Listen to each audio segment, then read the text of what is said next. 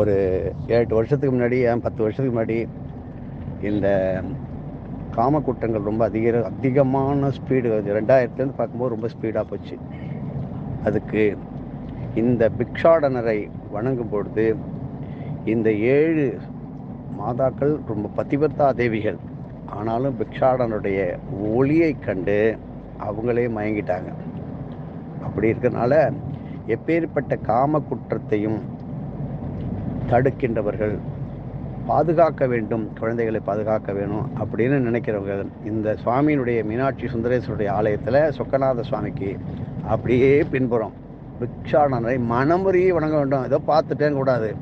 அதை பார்த்தால் இந்த காமத்தினால் ஏற்படாது. ஏன்னா யாரானு இப்போ எல்லா அதிகாரி மேலே குற்றம் சுமத்தும் காலம். இந்த அதிகாரி அதை பண்ணான், அந்த அதிகாரி இதை பண்ணான், இப்படி நல்வழக்காகவும் இருக்கலாம், பொய் வழக்கும் போடுவார்கள். அந்த மாதிரி வராமல் இருப்பதற்கும் நியாயமாக உள்ளவர்கள் இந்த பிக்ஷாடனரை வணங்கினால் அந்த மாதிரியான ஒரு கெட்ட பெயர் வராமல் தப்பிக்கலாம். அதில் ஈடுபடாமலும் நம்மை பாதுகாத்து கொள்ளலாம், நமது கூட குழந்தை தலைமுறை. ஆனாலும் மீனாட்சி அம்மன் கோயிலிலே மூதாதையருக்கு ஒதுப்புறமாக ஒரு இடம் கொடுக்கப்பட்டுள்ளது. தர்ப்பணங்கள் வார்க்கும்போது அப்படியே கிராண்ட் பண்ணிடுவாங்க, உங்களுடைய சாங்ஷன் அங்கே தான். அதனால் பிக்ஷாடனரை வணங்குவது, பிக்ஷாடனர் ஒவ்வொரு கோயிலும் பிக்ஷாடனரை பற்றி அது எல்லாருக்கும் தெரிஞ்சிருக்கும். பிரதோஷம் பார்த்தாலும் பிக்ஷாடனரை பார்க்கணும்னு சொல்கிறார் வாத்தியார். இந்த சித்தருடையது சிவபேச சித்தர், வல்லப சித்தர், சகல வல்லமை கொண்டதான் வல்லப சித்தர்னு வச்சுருக்காங்க. அதெல்லாம் காரணத்தினால மாறி இருக்கு, தவறு சொல்லக்கூடாது. ஆனால் எந்த விதமான சிலாக்கல்லும் ஆனவர் அல்ல. முழுமையான தேவலோகத்தினுடைய சந்தனத்தினாலே ஆன அவர் திருவுருவம் தாங்கி இருக்கின்ற அற்புதமான மகா சித்தர். சந்தனத்திலிருந்து என்ன ஒளி வரும்? தெய்வீக லட்சுமி கடாட்ச ஒளி வரும். எல்லாரும் வேலை வேணும், காசு வேணும், வீடு வேணும் வாங்க கொடுக்கின்ற அற்புதமான இந்த சித்தபிரானை மனமுருகி வேண்டும்போது அற்புதமான ஒரு நல் பலன்களை கொடுக்கும். கொடிமரத்தினுடைய நந்தியை வணங்குகின்ற இடத்தை பற்றி சொல்வோம், சரபேஸ்வரரை பற்றி சொல்வோம், துவாரபாலகரை பற்றி சொல்வோம். உள்ளே நுழையும் போது நந்தி மண்டபத்திலே இருக்கின்ற அத்தனை கோடி பிரம்மாதி தேவர்களை பற்றி சொல்ல போகிறோம். எந்தெந்த நடராஜருக்கு எப்படி இந்த இடத்துல கால் மாறி ஆடியை பற்றி பார்க்க போகிறோம்.